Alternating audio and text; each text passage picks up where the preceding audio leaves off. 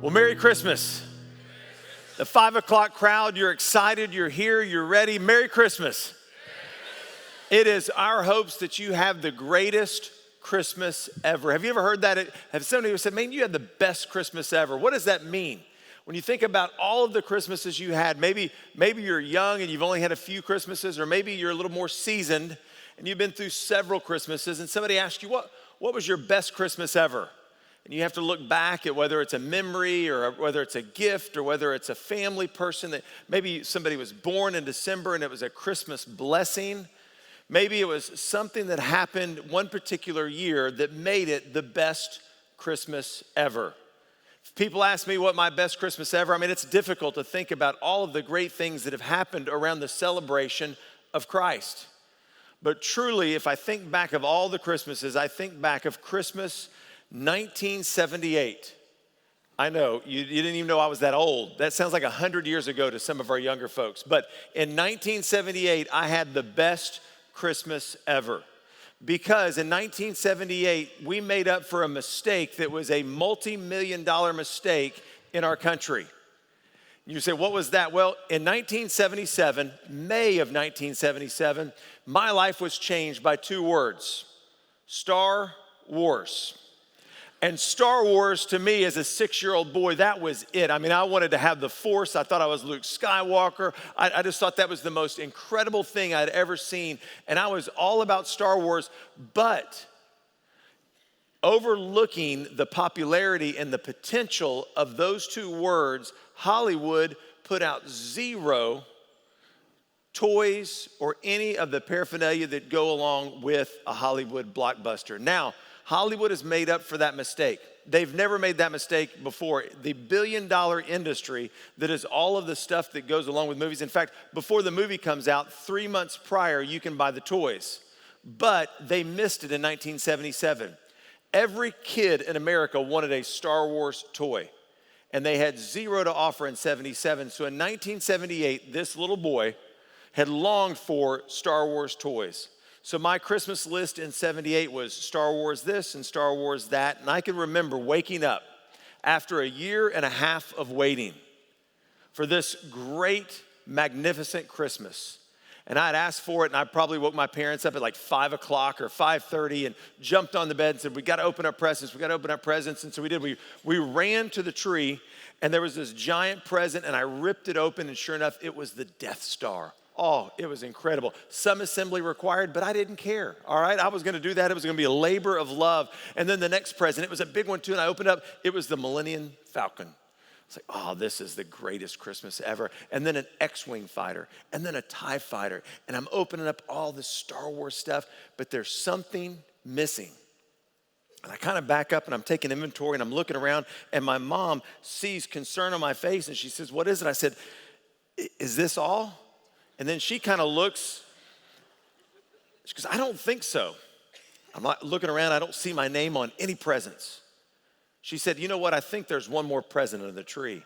So I go wading through the shrapnel of wrapping paper, and sure enough, there was one more present. See, because having the Death Star and having the Millennium Falcon and having the X-Wing fighter, if you don't have the action figures, it's not worth playing. And so under the tree, sure enough, I grab it and I open it up, and I was like, oh yes, best Christmas ever. Because to go along with the Millennium Falcon and the Death Star, I received all of the action figures that you could imagine. It was the best Christmas ever. Because if you only see the big picture and you miss the actual gift, then you miss having the best Christmas ever. And the best Christmas ever is centered on the main figure of Jesus Christ. The best gift ever given was the fact that Christ came down to bring us life and to bring us peace and hope and joy and love. The things that we've been talking about all month long as we anticipate this celebration of Christ. All month we've been looking at Isaiah chapter 9. Now, Isaiah, if you're not familiar with the Bible, it was written over 700 years before that night in Bethlehem. Isaiah was a prophet. He predicted what we're celebrating tonight. This is what he said in Isaiah chapter 9, verse 2. He says, the people who walk in darkness will see a great light. Those who live in a dark land, the light will shine on them. And then exactly what we just sang a few songs ago. For a child will be born to us, a son will be given to us, and the government will rest on his shoulders. And his name will be called Wonderful Counselor, Mighty God, Eternal Father, Prince of Peace. See, Isaiah, over 700 years before Christ entered into this world, he said, this is a dark land. We live in a dark time. We live among dark people, and we need the light. And when we think about Advent, we talk about the coming of peace and hope and joy and love.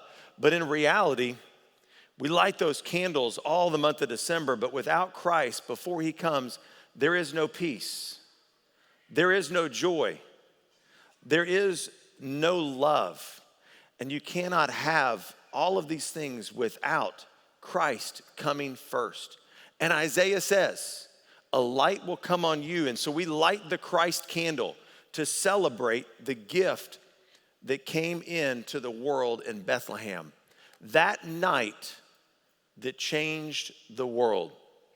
That is what Christmas is about. That is what makes Christmas the greatest time of the year. That is what will make the greatest Christmas ever. That one night in Bethlehem, there were shepherds and a donkey and a manger and no room at the inn and all of the things that we talk about and sing about and reenact with the best actors we could find tonight, right? And the amazing thing is, it wasn't necessarily the night that changed the world. Listen to what John says in John chapter 1, verse 4. In him, Jesus, was life, and the life was the light of men.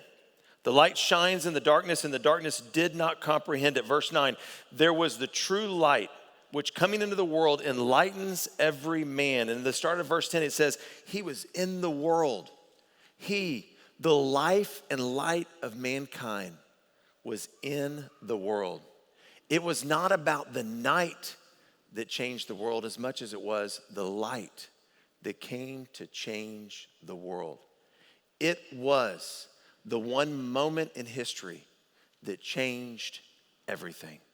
That baby, that manger, that gift on that very first Christmas was not simply a night to change all of mankind, but it was the light of the world entering in to our world so that we no longer had to walk in darkness. And we have been celebrating Christmas, not ever since. In fact, it wasn't until 336 AD that the Roman Empire said, you know what, we need to remember the birth of Christ. We'll call it Christmas. There were over 300 years where no one celebrated Christmas. And so what did they do? They picked a time during the year right near the winter solstice, the darkest day of the year. Why? Because they understood what Isaiah prophesied and what John talked about. The fact that there is a dark world and the light was coming to penetrate and to illuminate the dark world we live in. And so since 336, we have been adding to the traditions and the nostalgia and everything that helps us remember the birth of Christ, the night that changed the world. One of the first things we added was Christmas music. Music that really for the purpose of getting our minds set on the gift of Christ. Things like Silent Night and O Come All Ye Faithful and Little Town of Bethlehem to help us focus our attention on that one magical night. There's some fun songs in there like Silver Bells or I'll Be Home for Christmas, but still the nostalgia, the history, that moment is supposed to focus us on Christmas. And some of you, music is everything. It's not Christmas without those Christmas classics. In fact, our worship pastor, Joel Snow, it's not Christmas until O Holy Night is played or heard the first time. For me, as a child, it was the Little Drummer Boy. That I had a 45, and I would play that and listen to that, and that would help us celebrate and get ready for Christmas. Christmas music can help us focus on the night that changed the world. But I think sometimes it can be a distraction as well.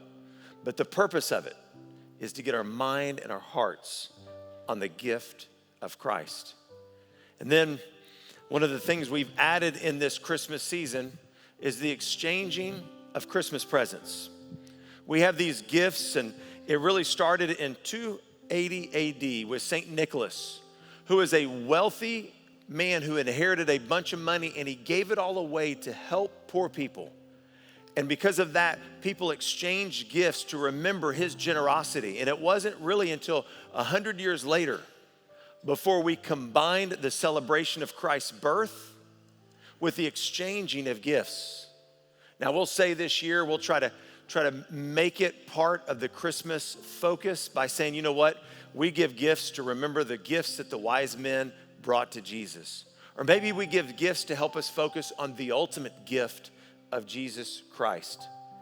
But I can tell you, when you think about Christmas joy, I think about the way a face lights up of a child who sees a gift and tears into it, and it's exactly what they asked for, exactly what they wanted. It was a surprise, and it was such a blessing. When you're able to give that gift and you see those eyes light up, maybe of a child or maybe an adult child who's so excited to receive that, it helps us remember the greatest gift ever given. It helps us focus on those things that we remember and celebrate. Whether it was a Star Wars toy, or Landon Freeman, one of our youth pastors, it was a trip to Disney, was his gift that he remembers as a child. Or Jace King remembers a gift under the tree ringing, and it was his first cell phone, and his parents called it while it was still wrapped to increase the excitement. When he told me that, I realized how old I was. I said, Jace, when I got my first cell phone, I had 2 kids already, okay? I'm old. For my wife, it was a Cabbage Patch doll, like many of you out there. When you think about those gifts, it helps add to that nostalgia and the celebration. Maybe it's the decorations. Starting in Germany, we started decorating trees. They also gave us the candy canes, and we do all kinds of decorating now. We have a tree that is supposed to point to heaven to help us remember who gave the greatest gift of all. We put stars and angels on the top. We put lights around the trees and lights on our houses. Some of your greatest traditions are getting dressed in your PJs and getting hot chocolate and driving around the streets at night and looking at the lights. Or maybe you're the one that really loves to decorate every corner of the house, and your mantle is so pretty with all of the greenery and those words like peace and hope and love that you can only buy at Hobby Lobby like in August, maybe October if you're lucky. Those decorations, again, it's the added tradition and nostalgia, hoping to set our focus and our attention on what makes the greatest Christmas ever. But I think when you think about a special Christmas, you think about what's around the table. I mean, Christmas is about special foods, right? I mean, Christmas fudge that your grandmother made, or divinity. Or maybe it's the Christmas turkey, because you didn't get tired of that just a month ago when we had it for Thanksgiving. Some of you are smarter and you do like tamales. Or if you watch movies, there's the Christmas duck that is smiling at you. Or the Christmas goose that only Tiny Tim has ever eaten a goose for Christmas. Matt, his favorite meal for Christmas is beef Wellington. Now, I don't think he really likes it. It just makes him sound smart when he says, I'll have the beef Wellington. For the Bailiffs, it's not Christmas until we get the half-gallon of Bluebell peppermint ice cream, which only comes out seasonally. That makes Christmas. It's the food, it's the family that's around the table, right? It's the people who come that make it special. It's the company that comes and invades, that may invade your space, but fills your heart. Christmas is truly special. It is a celebration of the night that changed the world and the light that changed the world. And we have added things to help that celebration increase. But has it distracted us? Has it taken the focus off the true meaning of Christmas? So this evening, I want to just ask a question, what if? What if this Christmas there's gonna be an empty seat at the table. And maybe that special dish isn't gonna be prepared. Maybe there won't be a meal at all. Maybe the family and friends that typically make that are gonna be missing. Maybe someone's not gonna be at the table, and the family and the food is gone. It is still a night worth celebrating. It is still the night that changed the world, even if the family and the food is absent. Then what?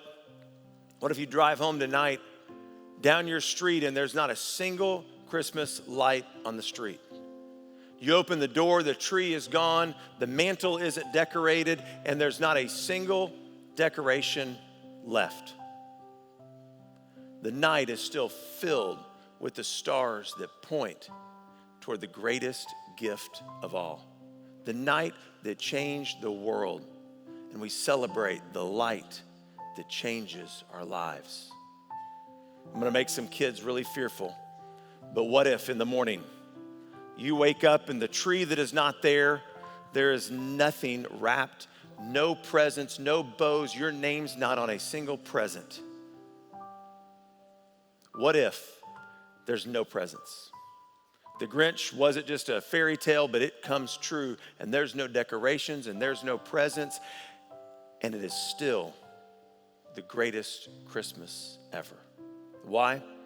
Because we celebrate the night that changed the world and the light that changed the world.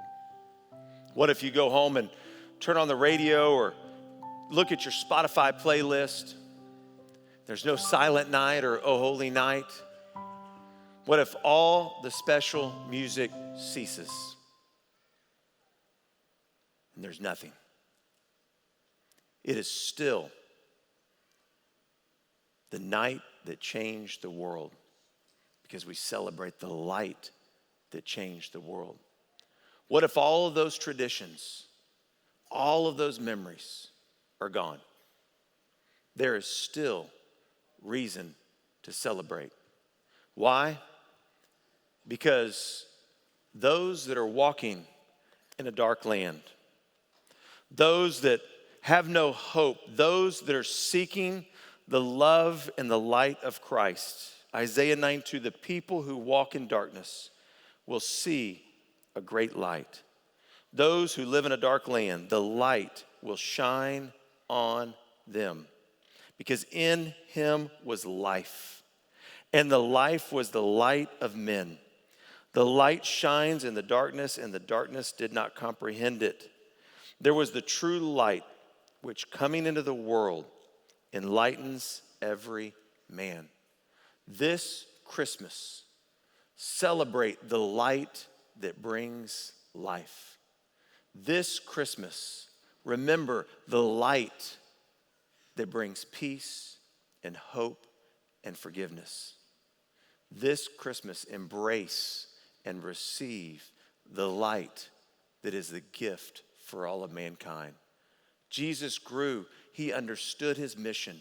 He understood the dark world that we lived in. And he says this in John chapter 12.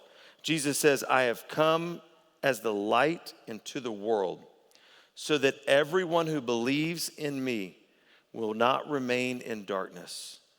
The light that changed the world came to be the light that changes you and me.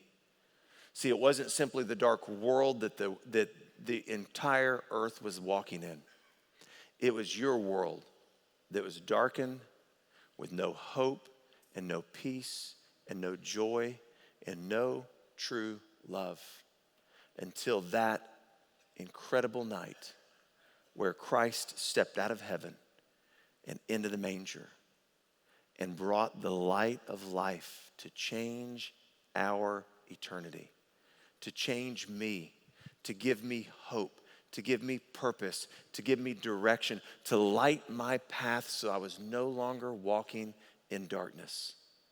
See, you can fill your life with all the presents and all the family and all the food and the relationships, with all the decorations, with all the stuff.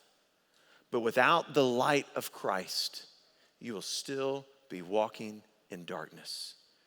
And God offers us the light of eternal life.